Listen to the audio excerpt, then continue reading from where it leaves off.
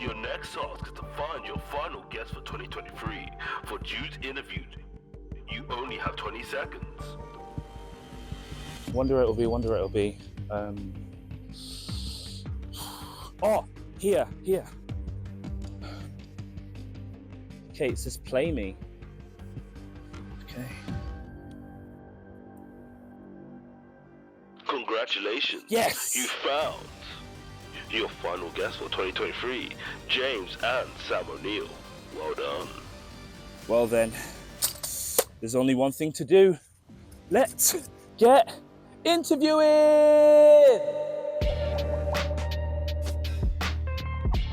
What is up, guys? It is me, Jude, back with another interview for Jude Interviews, and it's the last interview of the year. And I am really excited for this one because this one is Bondi, shaken and not stirred. Yes, you've seen a few things here and around as to who I'm interviewing, and as you know, as you've seen my Instagrams, you've seen my Twitter, I have loved 007 James Bond The Challenge. I feel like I said it in the wrong order, but I have on the one and only James and Sam O'Neill from the show. James and Sam, thank you so much for coming on this. How are you guys? Yes, doing very well. How are you, Jude? I'm good. Once again, I'm really excited for this because when I tell you, me and my mom and my little brother, we binged this like crazy. The way we were trying to answer every question like we were on the show was so hilarious. Would we have gone far? Not as far as you guys, but let me get into that. When I tell you, when that helicopter went red, I was so devastated. Me and my mom went, no! But you getting that much amount of money was just amazing. So once again, congratulations to you guys, and going so far into the competition, how was that just to have that experience in a way? What was it like, and how did you get around to actually applying to the show? Were you found on Instagram, or did you have to actually apply? So Jude, first of all, winning what we won was fantastic. And that was really just the cherry on the top. It was the icing on the cake. For us, we just had such a great time spending time together and, doing mad stuff that we never would have got the chance to. So when we saw that red smoke, I had to turn to Sam and say, "What color is it? What color is it?" Because I'm red green colorblind, and I couldn't tell if we won or lost. But when we saw the red smoke, the bit of disappointment we felt wasn't that we weren't winning more money. It's that our adventure was coming to an end. But we like a lot of people who've spoken to us have said, "Oh, we were gutted to see you go out when you went." However, genuinely, you see us. We toast each other. There's a bottle of Bollinger waiting for us, and we toast each other. We say, "Here's to us." We've had the adventure of a lifetime. We got 50 grand in the pocket, in the back pocket. So it wasn't disappointing. It was, it was all good. It was all positive. And you were very right to save that champagne until the end, because I know you guys were like, should we have it now or should we have it later? But you saved it for such an amazing moment, because win or lose, you've still won at the end of the day. At the end of the day, you've still won regardless. Yeah. Now, as we saw, you got to go to some absolutely amazing places. Now, James and Sam, I want to know, which was your favourite place to go? Okay, well, I think the coolest looking place was definitely Chile. It's just like a different planet. I said when I got there that it looks like Mars, which, was kind of funny considering our question was about Mars in the end. But yeah, it just looked like a different planet, and I've just never been anywhere like that. So for me, that was definitely the coolest looking place. What about you, Dad? It was all pretty amazing. And believe it or not, one of my most exciting journeys on the show, you don't get to see it because it ended up on the editor's floor. A lot of the content ended up on the editor's floor. Yeah, I can imagine. You can see that especially with some of the other contestant pairs that didn't get too much of their journey shown. But we were in the Highlands. We were in the Highlands of Scotland. I think everyone started in the Highlands of Scotland. Yeah. I think so, yeah. When you hear when you hear our initial question, which says, you know, you've got to go 18 miles across these mountains, and then it just cuts to us driving in a Land Rover. Actually, we had to hike 18 miles over these mountains. And then when we got to the other side, there was an ice cold Scottish loch, and we had to swim across it to get to the other side. Fully clothed with all our big hiking gear on and hiking boots. Oh, I would have loved to see that. When we got there, the question was up a tree, and so Sam had to jump on my shoulders and climb up this tree. And you know, if you were saying earlier when you're answering the questions with your family, you're not sure how far you would have gone. It wasn't just about the questions; it was getting there. You know, if he wasn't my partner, I wouldn't have got past stage 1. There's no way I could have climbed that tree. Because me and my mum were watching, and we're just like because I think it was every time you got to a certain place with the questions, I was like, please, they've travelled this far, they've done this, please just let them get the question. Like, I beg of you. Oh. Especially in Chile. I mean, if you look at how, even though that whole thing is edited right down into a nice sequence, but that went on for days. Days. Yeah. We had to drive off into the desert. Then we had to jump on a moving train. We thought the train was going to slow down because the train was tooting its horn. So we thought, it's going to slow down, stop, and let us on, and then take us somewhere. And then when Sam got a text and says, "Oh no, get on the train," I was like, "Oh, this isn't going to stop." So we had to run on that moving train. Then one of us had to climb along the outside of the train whilst it's racing along. And I'll be honest with you. When we were in Scotland, there was a lot of health and safety. I could imagine. But when we were in Chile, we had to jump on that train. I thought, where's the health and safety? No, we did feel safe, but it did feel blooming. It was scary. It was proper scary. Run across the train. Then we had to hitchhike to a village. We spent the night in this bar. And none of this was in the edit. Spent the night in this bar. We woke up the next morning. So when you see us going through that market where Sam finds the radio transmitter in the barbers, that's the next morning. And then again we had to drive off into the desert, and we're driving for hours. And then we grounded the car when we took it off road, and we had to walk, and we had to walk right through in the middle of the night, and we were convinced this is the question. When we got there, Sam had to dig that great big hole. The massive hole, We thought, this is a question, and we popped it How open. long did that take? And we had to spend another night in the desert, and we were starving because we'd not been eating. And because there's not too many McDonald's out in the Chilean desert. So when we got picked up in the morning by that Rolls Royce, we were exhausted. Is that why you were just shattered completely? Yeah, we were exhausted, fell asleep. That makes sense. So when we turned up, and Brian Cox, the controller, says, "Oh, forgive me, you must be hungry. Please eat." All right. When we lifted the silver platter and saw the big juicy burger sitting there, honestly, it took us about 30 seconds. We just wolfed it down. Speaking of burgers, we had to go through all that for one question. We had to go through all that for one question. Honestly, they really put you through the ropes, but I need to ask this question because it's been on mine and my mum's and my brother's mind. So I think it was a few episodes in, and you and Sam were having a beer. Did you get to finish the burger? Oh, we were having some kind of like sushi plate, I think. And a beer, yes. No, we didn't get to finish it. We were wolfing that down because we had been running about all day. We must have ran like 12 miles or something crazy around the F1 track, and we finally sat down after hours of sweating, had one beer, and before we even got to the bottom of it, the phone's ringing. And you might not see it on the show, but that phone must have been ringing for like a minute straight. Everyone was like, it was. We were like, please answer the phone. Answer the phone. We were so out of it, so spaced that we didn't even recognize that we were like still in the game. The thing is, when we flew out to Italy, we missed our flight. So when we arrived, we had 1.5 hours sleep before we started our journey. And when we started our journey, we got handed the keys for a vintage Jaguar, which we were driving around Lake Como, and then eventually led us to Formula One. And then when we had to go and find that question, it was just because it was a timed, timed challenge. We were just non-stop running, and you can see us at the end when you've got that drone shot. It's actually a helicopter shot where we're running down the oval. We're really slowing down by then. We're really getting tired.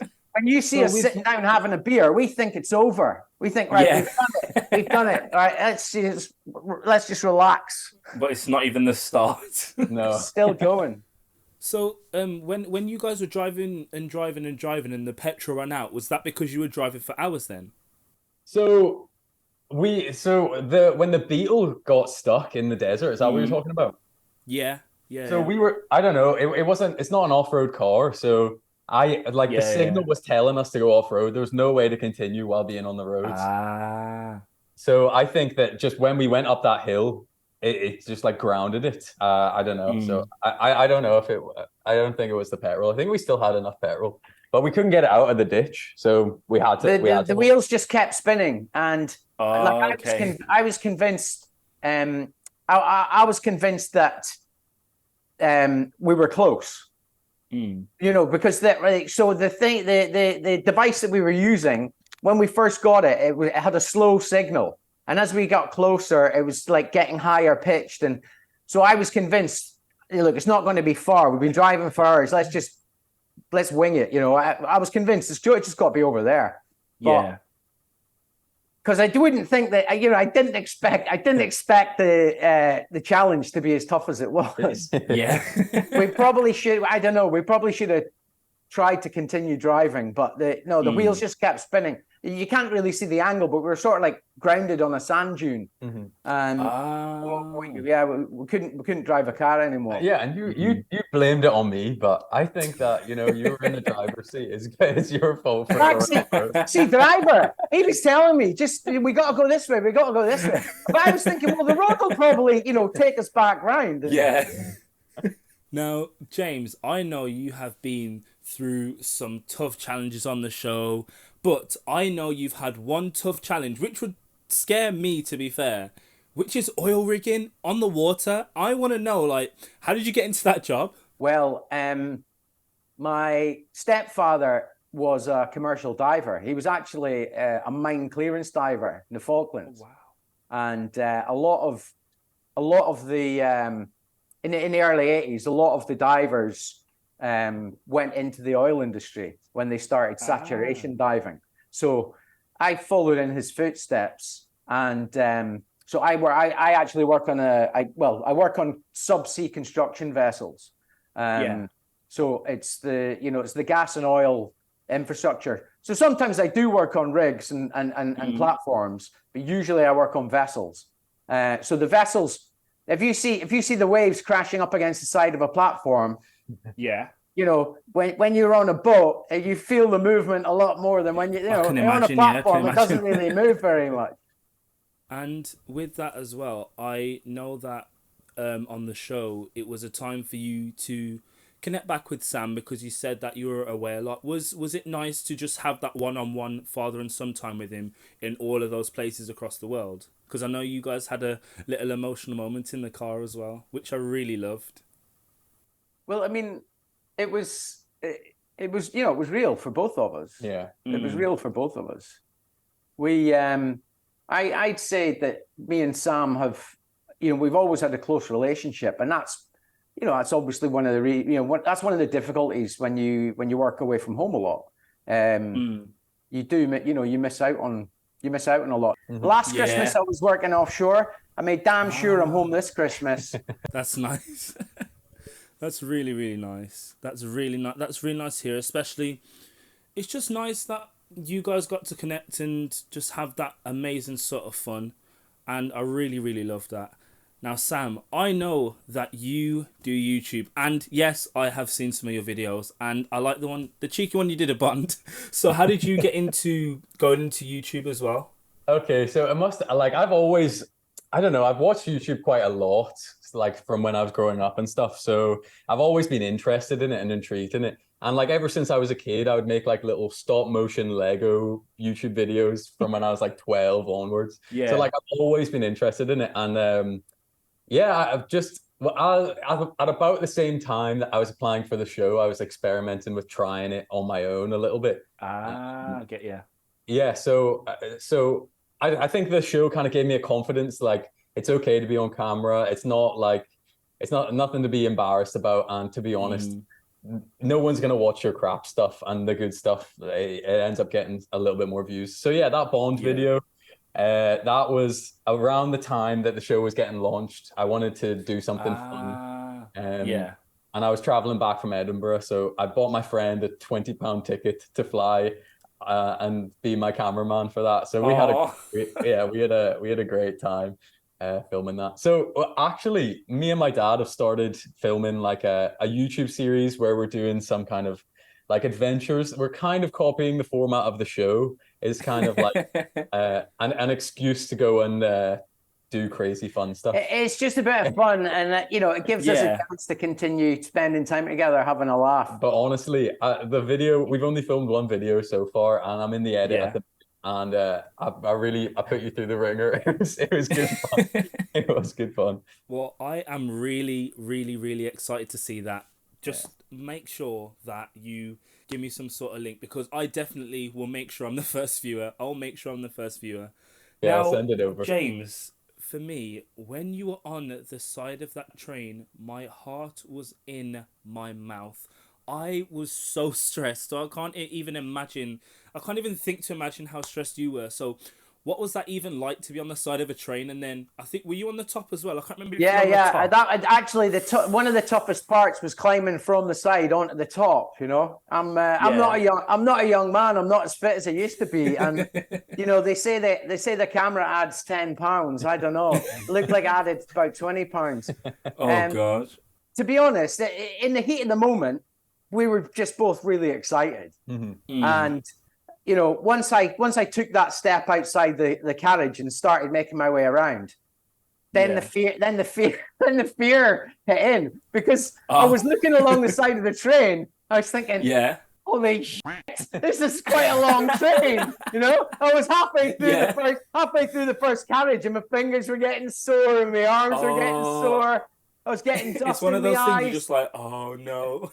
I mean, there was a point, like there was a point I just was like, I don't think I can do this. When I got to the end of one carriage, I had to like stretch over onto the next carriage.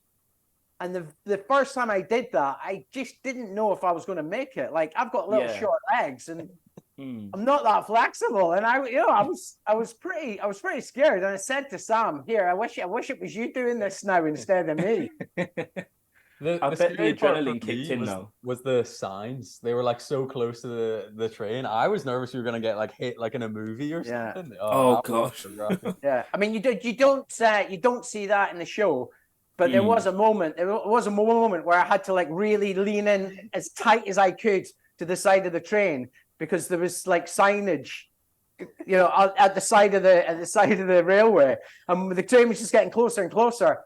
And I got pretty nervous at that point. I was probably miles away from it, but it felt like it was really close.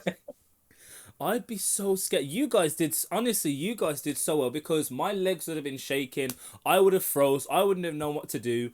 And alongside that, Sam, I know you and your dad got to go backstage behind F1, and I could tell you were both so excited. But I need to know, was it scary going on the old track, because it was so steep and all the cars are going underneath? Were you scared, or did the adrenaline just kick in and be like, you know what, I'm gonna do this? I must admit, it was pretty scary, because like a couple minutes before we found, or even 20 seconds before we found the question, we're being chased by a helicopter, the actual F1 helicopter, the Red Bull helicopter that was filming the cars go around the track, swooped down like 20 meters above us and was like following us for this shot. So it makes it like a second of our sequence there, but it was scary. We were running for our lives away from this helicopter, and then added on top of that, you just hear like the noise of the cars underneath us. Yeah. It was so loud. So I was nervous, and like getting on the top of that track, I could have easily fallen off or something, but it was pretty scary. How steep was it? Because it looked so steep. Well, our question on that track was, what is the angle of the track? And it said 45 degrees. But I think the top was a lot more steep than 45 degrees. It must have been an average or something, because the top was like very, very steep. So I don't know. They said it was 45 though. I think I got that one right, actually. I think me and my mum, we tried to work that one out, and I think because it looked like it didn't look 290 and it didn't look 180, so I was like, let's say anything other than 40. Let's say anything under 90. Yeah. I think I don't know how we came to 45, but me and my mum just high-fived, and then we gave you guys a round of applause. Did you get the chili question right? The chili question. Which one was the chili question again? So that was like, which of the 3 years did Viking 1 land on Mars? It was like the 60s, 70s, or 80s, pretty much. Yeah. I think the reason we got it is because the day before I was reading up about the moon landing, and I was like, okay, so it can't be 69 because that's when the moon landing was. They might need a few years to rejuvenate. So let's say early 70s.